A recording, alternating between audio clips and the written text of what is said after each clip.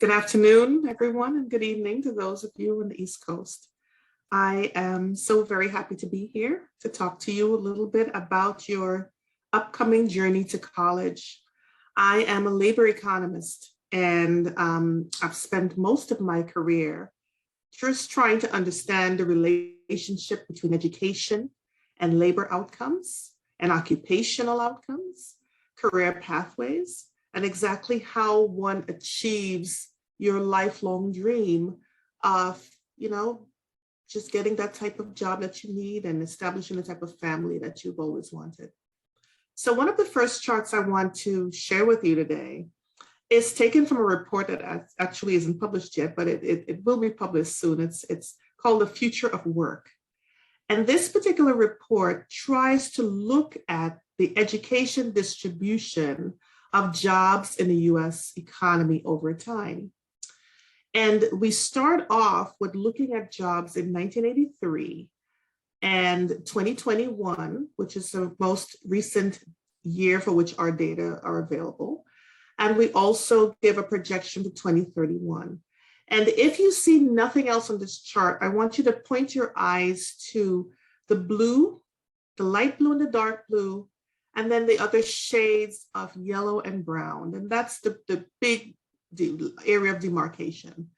And the light blue and the dark blue are the percentage of jobs that required a bachelor's degree and a graduate degree. So as we've moved from 1983 to 2021, that proportion of the tower that's light and dark blue is getting larger and larger. And the reason why I like to always start off our discussion with this particular chart is to remind people that there are always jobs for people with bachelor's degrees and above. This is an economy that favors skill. And economists tend to call this perspective as skills biased technological change. The way in which we produce goods and services, the way in which we organize work today requires more and more knowledge of skills and technology and understanding that is commensurate with the type of learning you get when you pursue a bachelor's degree. So despite all of the conversations, is your degree worth it? Are you going to use it? Would we find enough jobs for people with bachelor's degree? All of the evidence suggests that there are many, many jobs for people with BAs. The question is, are we making the correct decision regarding what major we pursue, as well as where we pursue that major, and what occupation we eventually come up with, and how we get to the pathways for that occupation. So I want us to please go to the next slide.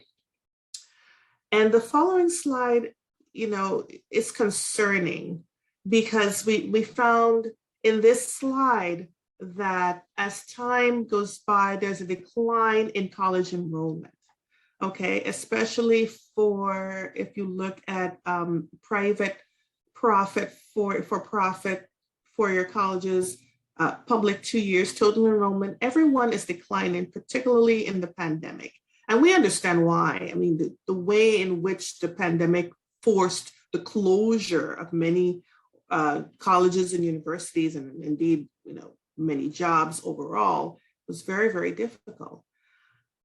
But we find that even after the pandemic ended, it's been much more difficult for people to just jump back on the bandwagon and get back into college. And we've, at Georgetown have been trying to talk about what are the implications of taking, these gap years. So it's no longer a gap year, but it's several gap years, and whether or not the consequences, will be too difficult to overcome for many people. I also want to remind us who are listening today that we are in very, very, different times. I mean, we're actually we've named some of what we're observing as the Great Resignation, or the Great Reallocation, of jobs, where there's so many young people, millennials, are just changing jobs, are just demanding better opportunities, are demanding, fair working conditions. And to some extent, changing jobs at a rate that is much faster than we've observed in recent history. And what this means is, in order for you to be marketable and have the opportunity to change jobs with such efficiency, the people who are most successful at doing that are the ones with skill and the ones with certain types of majors. So we'll talk a little bit about that today. So moving on to the next slide, I want to talk about the college scorecard and these reports that we've worked at Georgetown University. So the college scorecard is a data source from the government, which really summarizes the outcomes and outputs of individuals who've attended 4,500 colleges and universities by return on investment. So the government has actually done this. But in true government style, they've put all of this information online, and they don't really give you the lenses from which you can make good decisions from these data. So it's almost as if, you know, here's the data, do what you will. We're not going to provide you with any information or a significant amount of information on it. It's up to you to interpret this as you desire. And in true government fashion as well, it is a huge amount of reluctance to line them up and rank them. You know, like nobody wants to do that. Nobody wants to say, here's number one and here's number two, because, you know, number one's happy, but once you're number two, number three, or number 4,500, then it shines a light on who's doing well and who's not doing so well. And it's really opened up a lot of debate on the returns to investment for individual institutions. And, you know, in some ways, the conversation is very fair because you're spending a lot of money here. Parents are spending a lot of money on their students and their children. And these children are investing, you know, sometimes significant amounts of money in their college education. And as an example, for most of us understand that the average or the median bachelor's degree holder owes about $28,000 in student loan debt. For graduate degrees, right now it's about $71,000. Law school, close to $145,000. MBA program, $66,000. Medical school, $200,000. Dental school, $292,000. And pharmacy school, $180,000 as an example. So once you're spending this type of money, we have to have a conversation about your return on the investment. How soon do you expect to pay off this college debt? And what are the consequences of not being able to pay off this debt? Does the burden lie only with the student? Does the burden lie with the institution that provided the money? Should the institution who provided the money to quote unquote dead end programs be allowed to continue doing this without consequences? And whose responsibility is it to ensure that students are making the best decision? So does it lie only with the student? Is it a communal responsibility? Is it the educators as well? Okay, so here are some of the outcomes. Community colleges and many certificate programs have the highest return in the short term. So you have bang for your buck with your community colleges. But 10 years after enrollment, you get much better returns from bachelor's degree. And of course, they eventually overtake the returns from the 2 years. So if you start off in a certification, an associate's degree, immediately you get a payoff. But in the long term, the bachelor's degrees offer a lot more. So let's move on to the next slide, please. 10 years after enrollment, the median present value for colleges is $107,000. If you measure it over a 40-year time horizon, it raises to $723,000. So what you would expect is 10 years after one graduates, you have just over $107,000 as the median for those who have a degree, these college degrees. Just in terms of nomenclature, your net present value is if you try to think of the future, how much is your future earnings, and then you discount it for what those future earnings are worth in today's dollars. That's what your net present, your present value of that college degree is. And we compare that to a 40-year time horizon. So there are many opinions regarding whether we should be thinking of 40 years in the future, or 30 years in the future, or 20 years in the future, 10 or 5. We've just picked one that we think defines one's average earning potential. And you know, you're free to look at alternatives as well. But just note that we recognize that, you know, 40 is not necessarily a magic number. So once again, in the long term, the net economic gains for attending a private for-profit college is about $500,000 compared to $838,000 for a private nonprofit college and $765,000 for a public college. Institutions with the lowest long-term economic value range from theological institutions to beauty schools to colleges specializing in the arts. So these are just monetary, we're just counting monetary returns to investment. So moving on to the next slide. Here we want to talk about liberal arts colleges.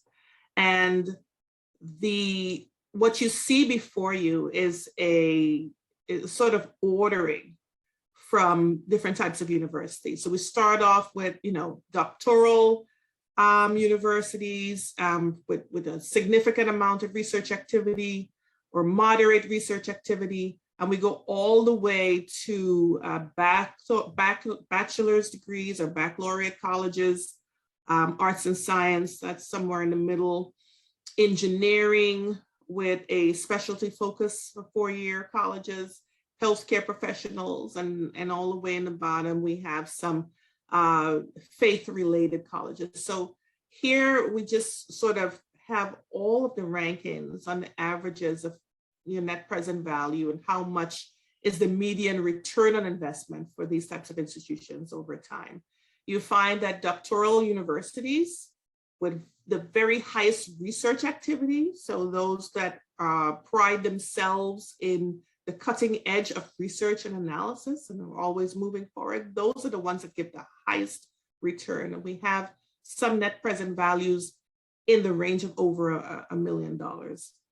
And once you get all the way down to the bottom, you know, the faith-based institutions that teach theology and that sort of thing have net present values that are a little less than half of the top institutions. Move on to the next slide, please. The more selective liberal arts colleges have the highest ROI, and similar to those of the doctoral institutions. So this is just telling us that selectivity matters for determining ROI. And some of these institutions that in some ways are very, very selective in the proportion of students that enter their program compared to the proportions of students who apply, you find that the returns to investment are highest for those that are most selective colleges. So nothing here that's particularly surprising. What we have is probably just information regarding exactly what those numbers are and how much you should expect. And people can, you know, sort of compare where they are closer to what some of the averages are for other institutions. Move on to the next slide, please. So I wanted to put these two charts together. And for those of you who aren't necessarily mathematically inclined, I just want you to look at the chart on the left, which is upward sloping, so going up, in a positive direction, and compare it to the chart on the right, which is downward sloping and going down in a negative direction. So the first one that is upward sloping are telling you that liberal arts institutions with the highest graduation rates generally have higher returns. So you really want to look for schools that focus on getting people out, right? So have good graduation rates that don't necessarily have students spinning their wheels for 6, 7, 8 years. You know, we want good graduation rates. We want, and this is indicative of the types of support systems that are there for the students, and making sure that when your person goes to this institution, they have the required supports that get you out. So any school or most schools with really good graduation rates or higher graduation rates also seem to give you a better return to investment. And now we want to compare it to the chart on the right. And this chart says that institutions with a lower percentage of students on Pell have higher ROI. So Pell would be for students who are, you have to qualify for Pell based on your income. It's usually available to people who are low to moderate income, who might have, the greater amount of issue with finding assistance to go to school. It's also indicative of sometimes, just access to other types of support to make sure that you're able to complete on time and to get that certain type of job that you require. So it's not surprising that if you have schools with a greater percentage of students on Pell, a greater percentage of students who might have a harder time having access to the resources they need to pursue their degrees, that they would have not only lower graduation rates, but also have lower associated returns on investment. Move on to the next slide, please. This is particularly one of my favorite slides to discuss, right? I tell you why, because I am at Georgetown University, which is a liberal arts college, and focuses on, programs in theology and programs in some of the, the arts and law and political sciences and social sciences. So whenever I talk about STEM, it's almost as if I'm, saying things against my institution, and I'm absolutely not, because this is just a summary of 4,500 colleges in the United States. But here, colleges with high shares of STEM majors have higher median ROI than colleges with high shares of students majoring in arts. And for just to remind everyone, science, technology, engineering, and mathematics is the acronym for STEM. It's not surprising. STEM programs traditionally have been at the top of the totem pole for returns on investment. They've been on the top of the totem pole for earnings potentials for individuals. We have a gender wage gap that exists in the United States. And it's sometimes so hard speaking in this type of forum, because I don't get the type of feedback where I can ask people, what's the gender wage gap? But by most estimates, the gender wage gap's about 82 cents on the dollar. And what that means is, on average, for every dollar that a man earns, a woman will earn 82 cents on the dollar, ceteris paribus. Now, I don't want to get into a whole treatise on reasons why the gender wage gap exists. Some of it is education. Some of it is whether you're part-time or full-time. Some of it is the occupational choice. Women tend to work as professions which may not pay as well as those of men. So all of that rolled up together, contributes to the gender wage gap. But the reason I brought it up is that STEM occupations have the lowest number for the gender wage gap. So women in STEM although they don't earn equivalent to men in STEM, they certainly earn more than any of the other women, and they are closer to being on par with men's earnings. And that's one of the reasons we find in this particular chart STEM does so very well. I think it's often difficult for many of us to sort of point that finger on STEM, because it says that we are advocating for someone to pursue something that they might not be interested in. And, you know, you have when I look at the numbers and the data, and I look at so many of our young women excelling very well in SATs and math scores, and young women performing excellently in math scores for SATs and some of the science scores in SATs. I know that that's not necessarily true, that they don't have an interest, but there's evidence that it's much more difficult, and that the environment we create in STEM programs might be much more difficult because it's not very inclusive and inviting for women. So this is something we need to to think about and rectify. But STEM majors continue to do excellently, and irrespective of the location that you pursue